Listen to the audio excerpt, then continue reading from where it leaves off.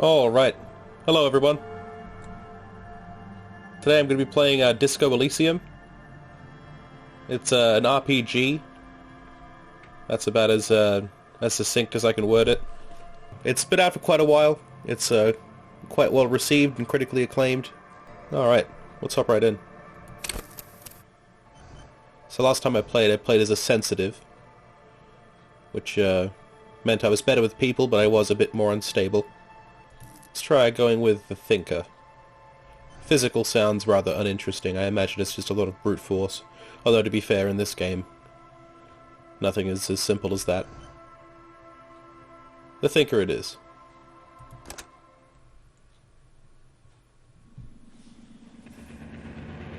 The Furies are at home in the mirror. It is their address. Even the clearest water, if deep enough, can drown.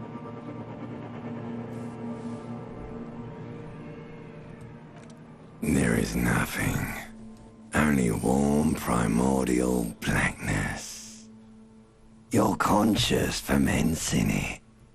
No larger than a single grain of malt. You don't have to do anything anymore. Ever. Never, ever. Never, ever, ever? Never, ever, ever, baby. I'll simply keep on not existing. An inordinate amount of time passes. It is utterly void of struggle. No ex-wives are contained within it. What was that about the X something? An awareness creeps up on you. A mass lies hidden in your dead angle, soaking in some lurid acidic sauce. It's bloated and shameful. A ball of meat surrounding you. This is a terrible line of questioning, and it will only lead to more awareness of the meat thing. No, I wanted to know about the X something. Ex-love. Ex-tenderness. It is foolish of you to resurface to the loss.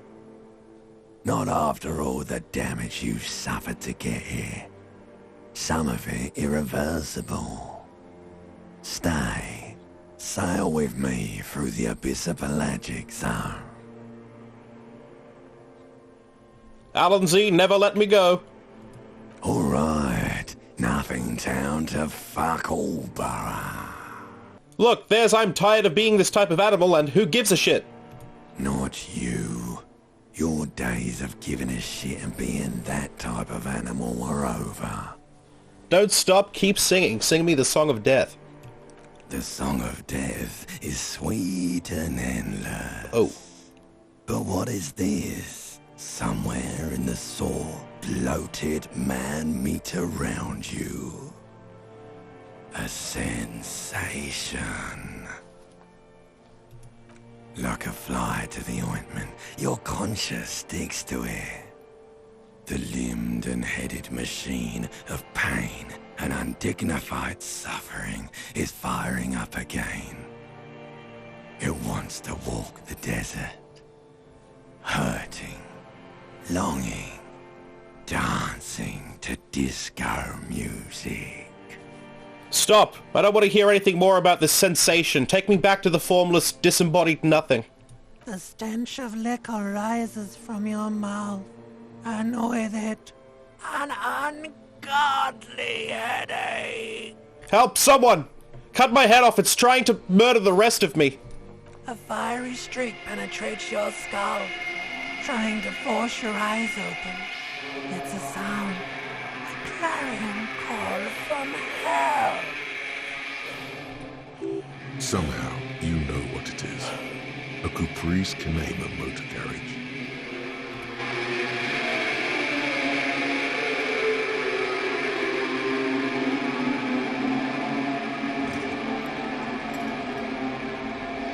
That's a vibe right there.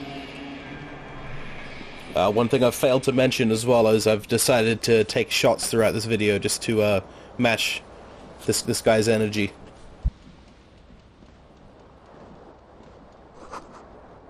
This magnum-sized bottle of Commodore Red is empty. Wonder how that happened. Let's get my pants on. Very, very undignified.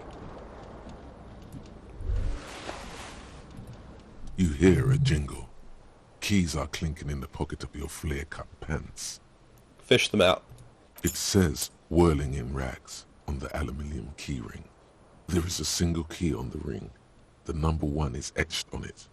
It should open the door. The whirling in rags is a hostel cafeteria on the urban coast, frequented by dock workers.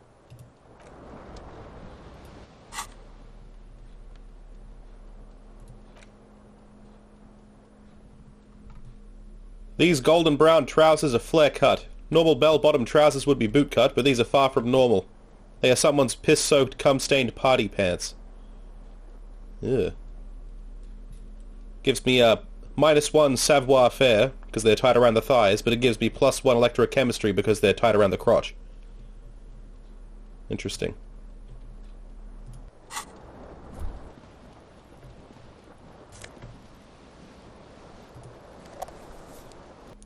There used to be a tape in this case, but it was destroyed in a fit of rage. Something about the Atelier's single smallest church in St. Sands must have rubbed someone the wrong way. The label says the song was recorded in '43. Looks like someone tore out the tape while the song was playing. This reel-to-reel tape player is still on, rolling empty. I guess that's what the clicking sound is.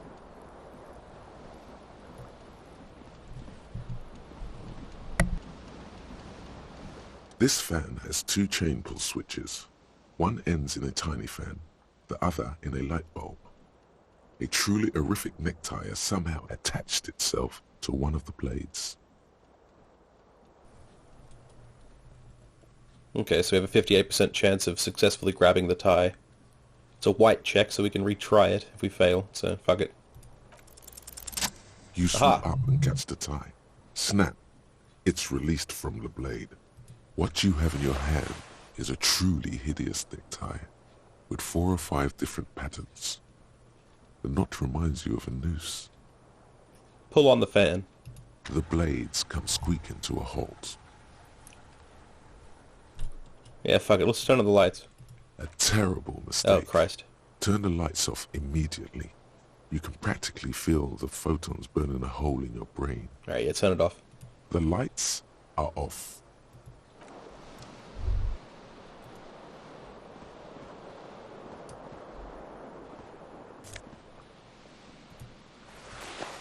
Disco-ass blazer. Alright, I need that. Oh, I already equipped it. Very good. Horrific necktie. The necktie is adorned with a garish pattern. It's disturbingly vivid. Somehow you feel as if it would be wrong to ever take it off. It's your friend now. You'll betray it if you change it for some other boring scarf.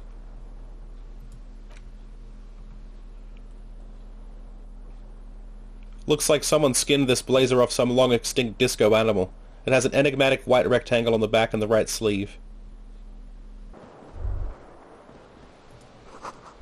Words fail to describe how rank it smells in here. They should have sent a poet. You see bottles in the bathtub. Wine, beer, and sweet liqueurs.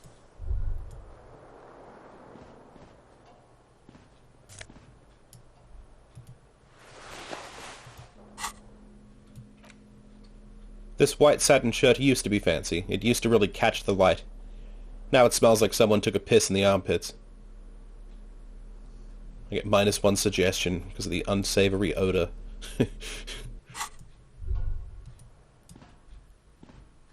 A mirror hangs above a bent and broken sink. In a fierce discharge of masculine energy, someone has ripped half the faucet off. Was this not the same Elo that founds empires and lays waste to cities, virile, uncaring towards the little things? Probably not, no. Hot water sprays from the faucet's base, and steam covers the mirror. You cannot see yourself, just the vague impression of a man. Suddenly, you realize you have no memory of the face that awaits you there, underneath the soft vapor. Really? Nothing? Really, all recollection of the person you are, the people in your life, and even the world you're in has drowned in a sea of blood alcohol. This was no mere night of drinking. It was a deluge of world-ending proportions. Wipe the mirror. As you slowly reach your hand towards the surface of the mirror. Abort. You clearly have not thought this through. You won't like what you see there, and you will never unbecome it. I don't care. Behold. You have no idea who this thing is, do you? This is the face of a late-stage alcoholic. Too late. You clearly have rigor mortis on your face. Or wait, is that an expression? Are you trying to make an expression with that face? Why? I'm not making it. The face is making itself. Please stop. It's horrible. You're scaring yourself. No. You can't, can you? It's like it's not even voluntary anymore. You have worn that grin into your face, and now it won't come off. I've definitely seen that expression on myself. Like, at a party, you go in the bathroom and you look up at the fucking bathroom sink. You give yourself that look. And you get back to it. What does it even mean? What is the emotion you're trying to convey? I think it's supposed to look suggestive. I'm afraid it's meant for the ladies. Please promise yourself you are not going to try it on any of the ladies, whatever happens. I promise. You liar.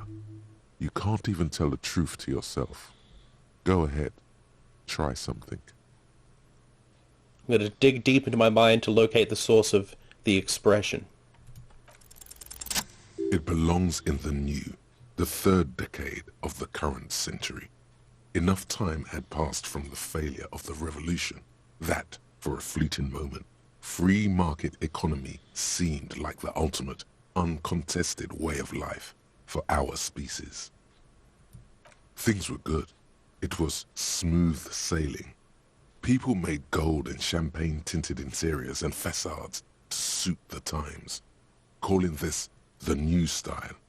But more importantly, disco happened. For Revachol, your city, that meant only one thing. Guillaume le Million. If it doesn't rhyme, you're not pronouncing it right.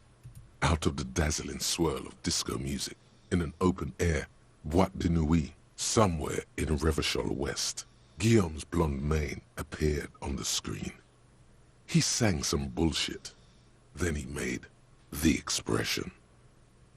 So I adopted it? Why? Everyone loved it. Maybe you thought some of the stardust would rub off on you. Maybe it did. Either way, it's all gone now. Only the grimace remains. I feel the need to add a clicking sound when I make it. A little bit of that, maybe like something with the tongue, maybe. It's more like a clock sound than a click sound, though, isn't it? The click is used to spur on a horse. It Yeah, it also is that one. features heavily in Guillaume le Million's regional mega hit, Don't Worry, Your Pretty Little Head. How long ago was the new? Some 20-odd years. There is a vast ocean of time between right now and the expression. Looking good on you, or anyone. Humanity has run aground in that time. It's a different world now. The expression is a relic. Anything else? Like, who am I? Why did I drink myself into oblivion? You have some understanding of the near history of disco. The rest is darkness. Aside from the useless fact that the motor carriage outside was a Coupris Kineema. I guess that's it then. It doesn't have to be. You can swoon over Guillaume and his champagne-corked smile whenever you want to. Maybe some of the stardust will return. I have a 3% chance of stopping the expression from happening, but I can retry it, so fuck it. I might get double sixes. It's too late. Like an image on film.